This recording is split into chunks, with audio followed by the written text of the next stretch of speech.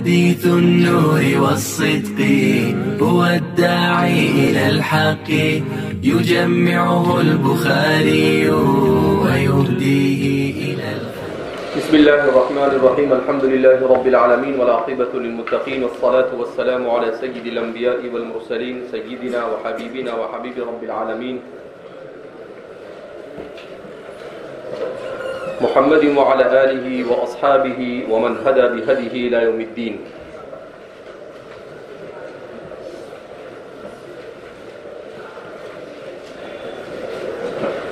باب إذا لم يكن الإسلام على الحقيقة وكان على الاستسلام أو الخوف من القتل، لقوله تعالى قالت الأعراب آمنا قل لم تؤمنوا ولكن قولوا أسلمنا. فإذا كان على الحقيقة فهو على قوله جل ذكره إن الدين عند الله الإسلام. وبه قال حدثنا أبو اليمان قال أخبرنا شعيب عن الزهري قال أخبرني عامر بن سعد بن أبي وقاص عن سعد أن رسول الله صلى الله عليه وسلم أعطى رهتا وسعد جالس فترك رسول الله صلى الله عليه وسلم رجلا هو أعجبهم إلي، فقلت يا رسول الله ما لك عن فلان؟ فوالله إني لأراه مؤمنا. فقال أو مسلما، فسكت قليلا ثم غلبني ما أعلم منه فعدت لمقالتي فقلت ما لك عن فلان؟ فوالله إني لأراه مؤمنا. فقال أو مسلما ثم غلبني ما أعلم منه فعدت لمقالتي وعاد رسول الله صلى الله عليه وسلم ثم قال يا سعد إني لأعطي الرجل وغيره أحب إلي منه خشية أن يكبه الله في النار. ورواه يونس وصالح ومعمر وابن أخي الزهري عن الزهري. اب باب قائم کر رہے ہیں، 19واں باب ہے، اور اس باب میں امام بخاری بیان کر رہے ہیں اسلام اور ایمان میں فرق ہے یا نہیں. قرآن اور حدیث پاک میں وارد ایک واقعے کے ذریعے سے اس پر استدلال کرتے ہیں، اور اس پر وارد ہونے والے سوال کا جواب بھی آپ آیت کریمہ کے ذریعے سے دے رہے ہیں. تو آپ فرماتے ہیں باب اذا لم يكن الاسلام على الحقیقہ وكان على الاستسلام. یہ بات اس چیز کے بیان میں کہ جب ایمان کسی کے دل میں حقیقتاً نہ ہو اور صرف ظاہری انقیاد اور استسلام پایا جائے، یا قتل کے ڈر سے کوئی کلمہ پڑھ لے، لقوله تعالی، اللہ کے ارشاد کی وجہ سے قالت الاعراب آمنا، کہ دیہاتیوں نے کہا ہم ایمان لائے، قل لم تؤمنوا ولكن قولوا اسلمنا، قل تو کہہ دیجئے محمد عربی صلی اللہ علیہ وسلم، لم تؤمنوا تم ابھی ایمان نہیں لائے، ولیکن قولوا اسلمنا لیکن تم کہو کہ ہم اسلام لائے. تو فرماتے ہیں کہ اس سے یہ پتہ چلتا ہے کہ اسلام اور ایمان یہ دو مترادف نہیں ہیں، بلکہ دونوں میں فرق ہے اور دونوں مغایر ہے. ہمارے محدثین فرماتے ہیں کہ یہ دونوں من وجہن، ان میں عموم خصوص من وجہ ہے. من وجہن یہ دونوں مترادف اور ایک بھی ہے، اور من وجہن یہ دونوں مغایر بھی ہے. اور امام بخاری ترجمت الباب ہی میں ان دونوں کی طرف اشارہ کر رہے ہیں. یہ کب مغایر ہوتا ہے اور کب یہ موافق اور مترادف بنتا ہے، دونوں کو قرآن کریم کی آیات مبارکہ کے ذریعے سے امام بخاری سمجھانے کی کوشش کر رہے ہیں۔ تو فرماتے ہیں کہ سب سے پہلے تو دونوں الگ الگ ہیں، اس کو بیان کر رہے ہیں۔ تو سورہ حجرات کی آیت میں قالت الاعراب آمنا، دیہاتیوں نے کہا کہ ہم ایمان لے آئے۔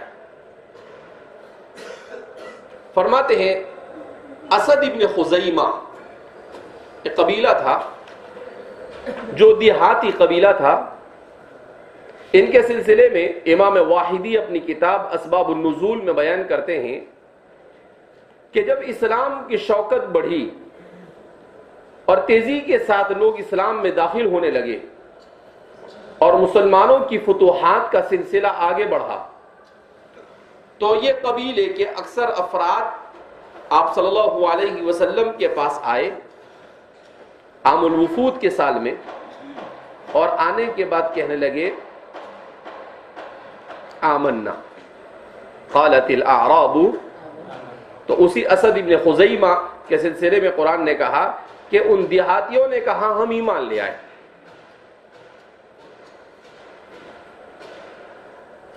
اب دو باتیں کہی جاتی ہیں۔ امام واحدی کا کہنا یہ ہے کہ حقیقت میں وہ ایمان نہیں لائے تھے، وہ لوگ انہیں ڈر تھا کہ کہیں ہم پر مسلمان حملہ کر دے اور اس حملے کی تاب نہ لائے اور ہم مارے جائیں، لہذا انہوں نے صرف زبان سے کلمہ پڑھ لیا تاکہ اپنی جانیں بچا سکے۔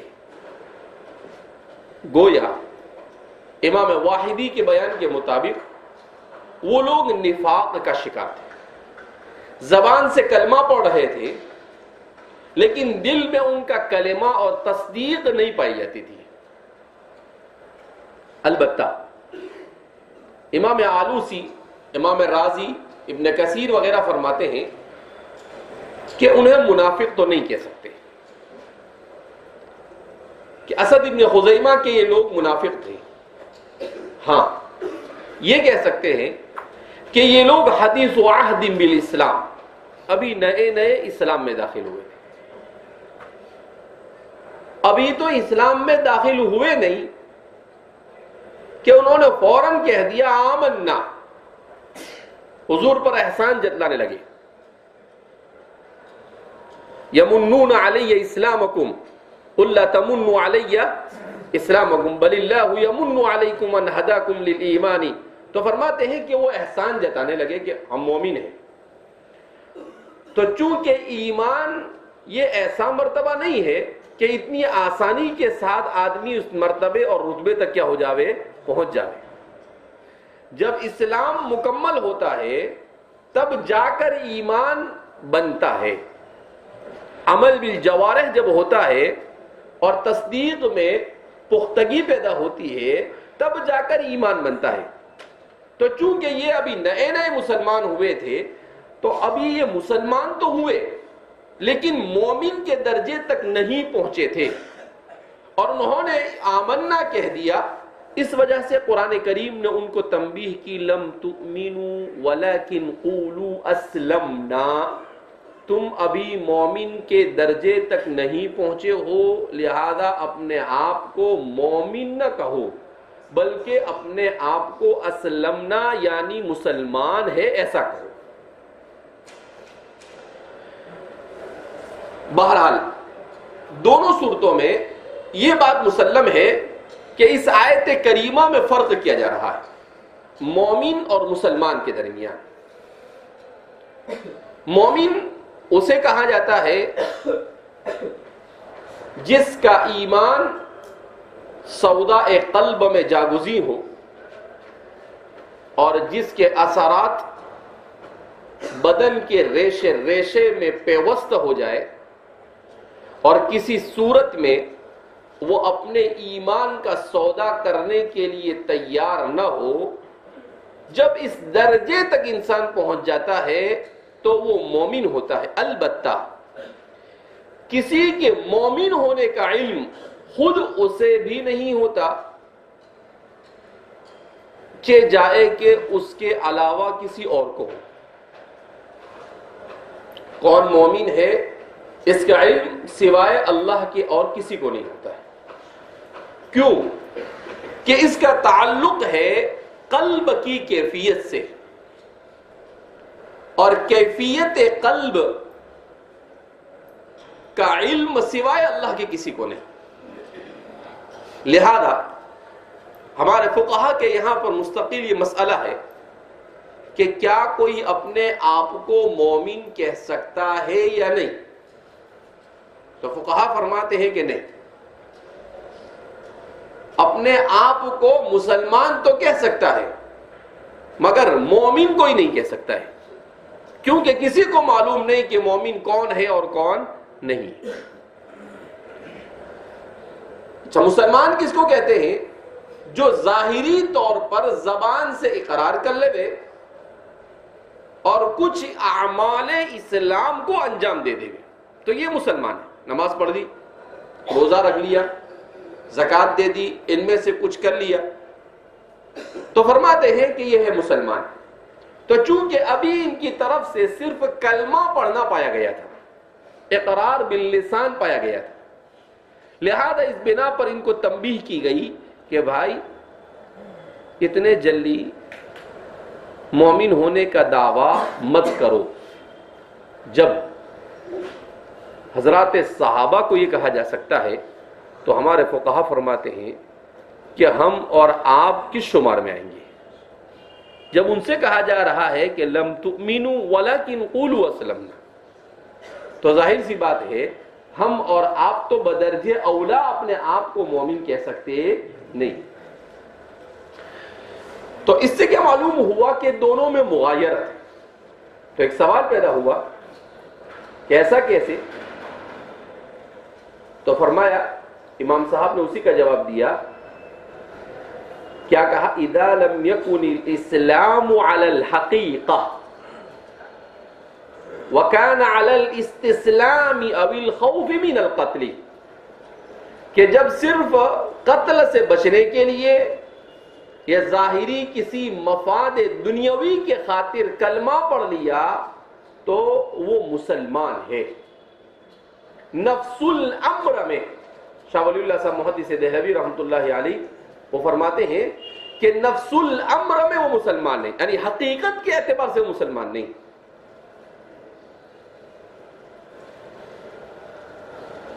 فَإِذَا كَانَ عَلَى الْحَقِيقَةِ فَهُوَ عَلَى قَوْلِهِ. پھر سوال پیدا ہوا کہ قرآن تو ایک جگہ پر کہتا ہے ان الدین عند اللہ الاسلام، تو وہاں پر قرآن کو کہنا چاہیے تھا ان الدین عند اللہ الایمان. کیا کہنا چاہیے تھا؟ ان الدین عند اللہ الایمان، جبکہ قرآن تو کہتا ہے ان الدین عند اللہ الاسلام. تو امام صاحب نے اس کا جواب دیا فَإِذَا كَانَ عَلَى الْحَقِيقَةِ، پس اگر کسی کے پاس حقیقتاً ایمان ہو، کیفیت قلبی بھی اس کی مکمل منشرح ہو، عمل بالجوارح بھی ہو، اقرار باللسان بھی ہو، تصدیق بھی ہو، سب جمع ہو جاوے، تو پھر ان الدین عند اللہ الاسلام، تو یہ اسلام. اب یہاں پر اسلام بطور مترادف کے ایمان کی جگہ پر استعمال کیا گیا. کس کی جگہ پر؟ پھر اس کا جواب یہ دیا گیا کہ اصل میں ایمان ایک عام چیز ہے اور اسلام ایک خاص چیز ہے. کیسے عام ہے؟ لوگوں کی اپنی سمجھ کے اعتبار سے ایمان یہ عام ہے. یہودی بھی اپنے آپ کو کیا کہتے ہیں؟ مومن. نصارہ بھی اپنے آپ کیا کہتے ہیں؟ مومن. فرق باطلہ کا ہر آدمی بھی کیا کہتا ہے اپنے آپ کو؟ مومن. جہمیہ جیسے بیوقوف تھے تو فرعون کو بھی کیا بنا دیا؟ مومن بنا دیا. کرامیہ نے ابو طالب کو کیا بنا دیا؟ مومن بنا دیا. تو چونکہ اتنا اس کو ہلکا لے لیا گیا کسی نے صرف معرفت قلبی کو، کسی نے صرف تصدیق باللسان کو ایمان کہہ دیا، تو ایمان اس اعتبار سے لوگوں کی اپنی فہم کے مطابق کیا ہو گیا؟ عام ہو گیا. اور اسلام یہ خاص ہو گیا. کیسے خاص ہوا؟ کہ اسلام ایک دین کا نام ہے جو دین برحق ہے، جو ادیان باطلہ کے مقابلے میں اسلام کے ساتھ یاد کیا جاتا ہے. اسلام کے ساتھ کیا کیا جاتا ہے؟ یاد کیا جاتا ہے. یہودی اپنے آپ کو مسلمان نہیں کہتے، مومن کہیں گے لیکن کیا نہیں کہیں گے؟ مسلمان نہیں کہیں گے. تو اس وجہ سے کہا کہ اسلام ایک دین برحق کا نام ہو گیا. حقیقت میں وہ ایمان ہے، مگر بین الناس وہ مشہور کس نام سے ہے؟ اسلام سے ہے. تو یہاں پر گویا کہ اسلام سے کیا مراد لیا گیا ہے؟ ایمان مراد لیا گیا ہے. اسلام سے کیا مراد لیا گیا ہے؟ ایمان. اب یہاں یہ مترادف بن گیا. یہاں پر کیا بن گیا؟ وہ مترادف بن گیا کہ اسلام کو ایمان کی جگہ پر کیا کیا گیا؟ استعمال کیا گیا. تو اس لیے آپ نے ترجمۃ الباب ہی میں دونوں قسم کے تعارض کو ختم کرنے کی کوشش کی کہ قرآن نے کہتا ہے ان الدین عند اللہ الاسلام، کہ دین تو اللہ کے نزدیک اسلام ہی ہے. ان الدین، ان المذہب نہیں کہا، ان الملت نہیں کہا. بہت سارے الفاظ اور بھی ہیں. کیوں؟ اس لیے کہ صرف ایک ہی دین دنیا میں ایسا ہے جو دین کہا جا سکتا ہے اور جس پر دین کا اطلاق ہو سکتا ہے. اس کے علاوہ جتنے بھی ادیان ہیں وہ مذہب تو ہے مگر دین نہیں. کیا فرق ہے دونوں کے درمیان؟ تو فرماتے ہیں کہ مذہب وہ ہوتا ہے جو زندگی کے مخصوص شعبوں میں رہنمائی کرے، اور دین وہ ہوتا ہے جو زندگی کے ہر شعبے میں رہنمائی کرے. تو دنیا کے تمام مذاہب یہ مذاہب تو ہے مگر ادیان نہیں. مذاہب تو ہے مگر ادیان نہیں. اسی لیے کہتے ہیں کہ لفظ دین کا کوئی ترجمہ نہیں، جیسے اللہ کا کوئی ترجمہ نہیں. اللہ کا ترجمہ گاڈ غلط ہے، اللہ کا ترجمہ ایشور غلط ہے، اللہ کا ترجمہ بھگوان سے کرنا غلط ہے. اس کا کوئی ترجمہ نہیں. اللہ اللہ، اللہ اللہ ہی ہے. کسی بھی زبان میں اٹھا کے لے جاؤ، اس کو آپ گاڈ سے ترجمہ نہیں کر سکتے. کیوں؟ کہ تصورات الگ الگ ہیں. وہ ایشور جس کو مانتے ہیں وہ ان کے اعتقاد کے مطابق ان کے تمام معبودوں میں سب سے بڑا، یعنی نیچے معبودوں کو بھگوان کہتے ہیں اور سب سے بڑا اس کو ایشور کہتے ہیں. تو یہ تو ایشور میں شرک کی بو موجود ہے. شرک کی بو کیا ہے؟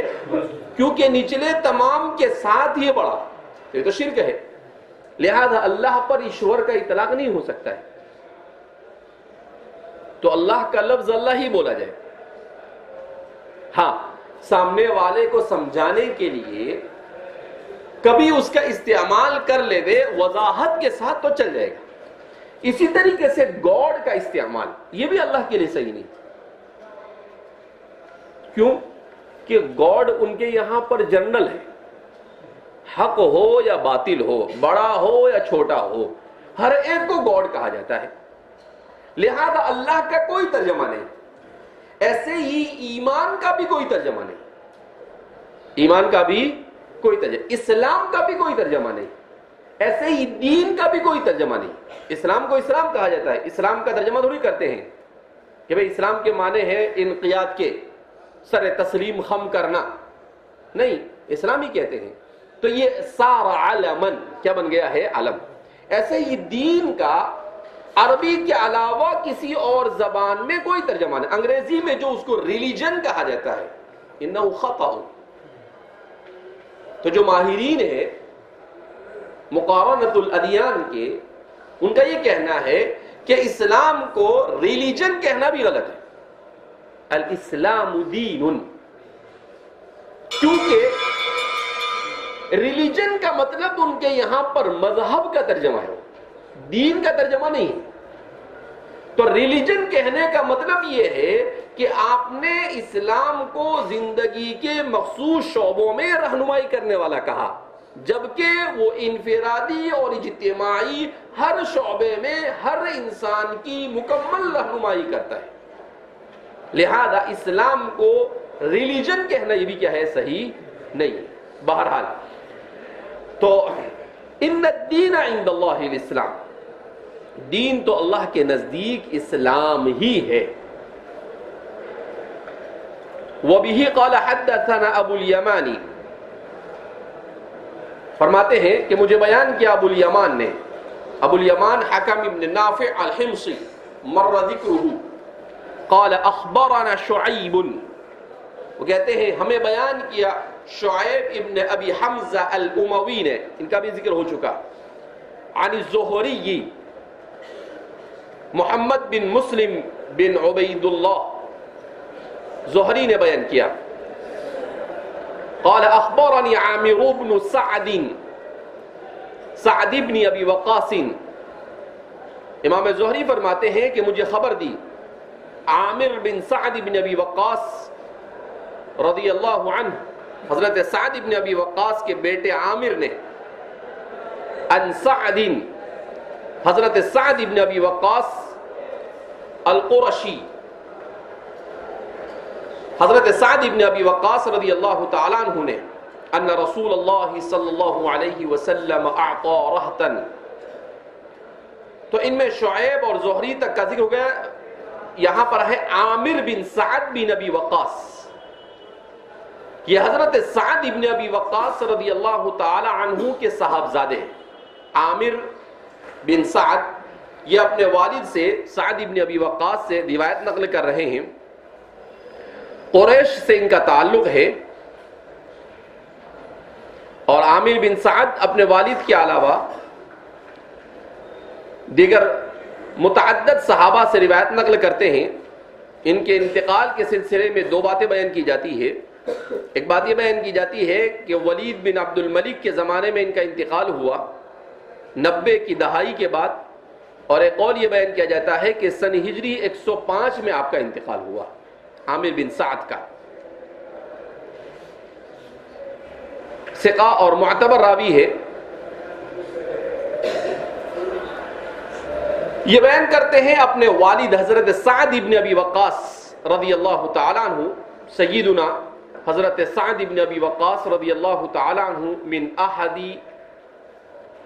العشرۃ المبشرین بالجنہ، عشر مبشرہ میں سے.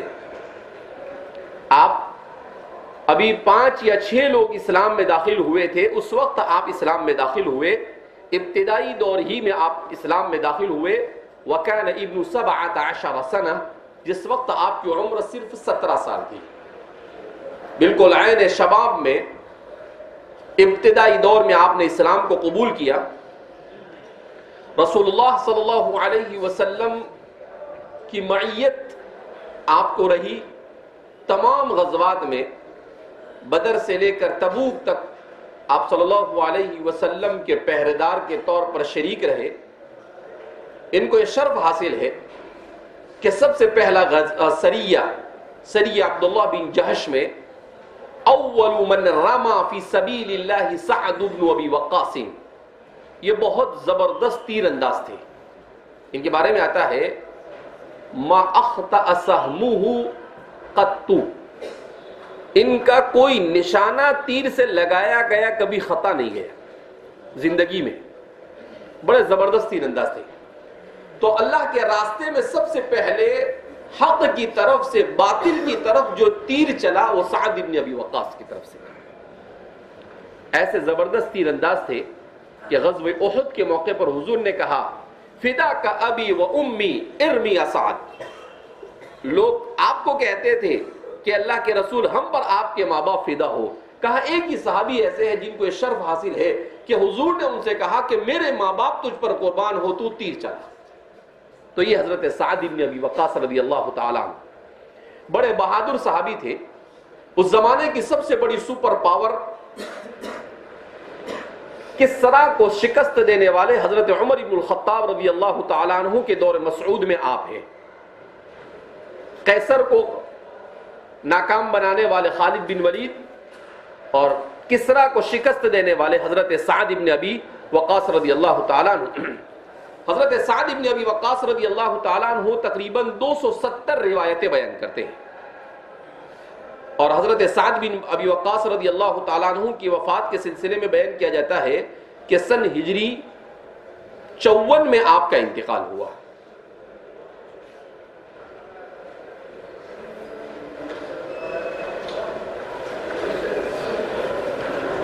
حضرت سعد بن ابی وقاص فرماتے ہیں ان رسول اللہ صلی اللہ علیہ وسلم اعطى رہتا، کہ آپ صلی اللہ علیہ وسلم نے ایک جماعت کو مال تقسیم کیا.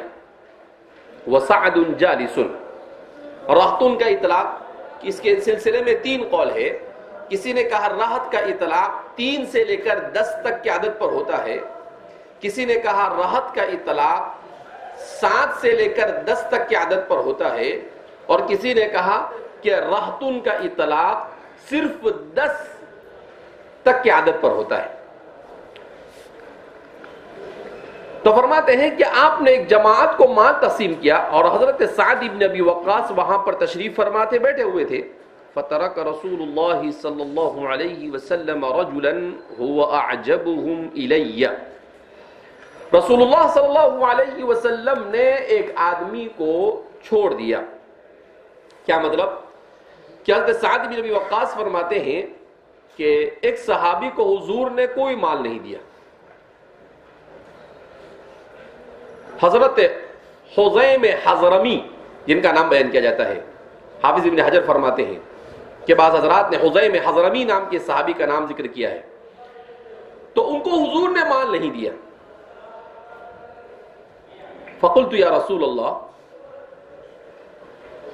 وَأَعْجَبَهُمْ إِلَيَّ، جبکہ وہ مجھے بہت زیادہ پسند تھے. کیا مطلب؟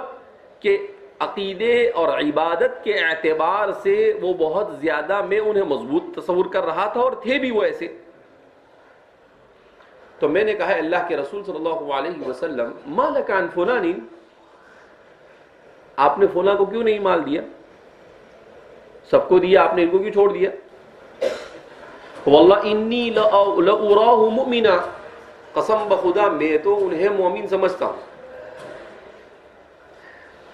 سعد بن ابی وقاص نے کہا اس کو لَأَرَاهُ مُؤْمِنًا اور لَأُرَاهُ مُؤْمِنًا دونوں طرح سے پڑھا گیا ہے. کسی نے اراہو کو راجح قرار دیا ہے امام نووی نے، اور کسی نے اوراہو کو راجح قرار دیا ہے حافظ ابن حجر اسقلانی نے. فقال، تو آقا نامدار صلی اللہ علیہ وسلم نے کہا او مسلمہ، تم کیا بول رہے ہو؟ مومن بول رہے ہو یا مسلمان بول رہے ہو؟ اس کو او مسلمہ پڑھیں گے. امام کرمانی اور امام قسطلانی فرماتے ہیں کہ بعض حضرات نے اوا مسلمہ پڑھا، کہا انہم اخطؤ، اوا ہے ہی نہیں، یہ او ہے.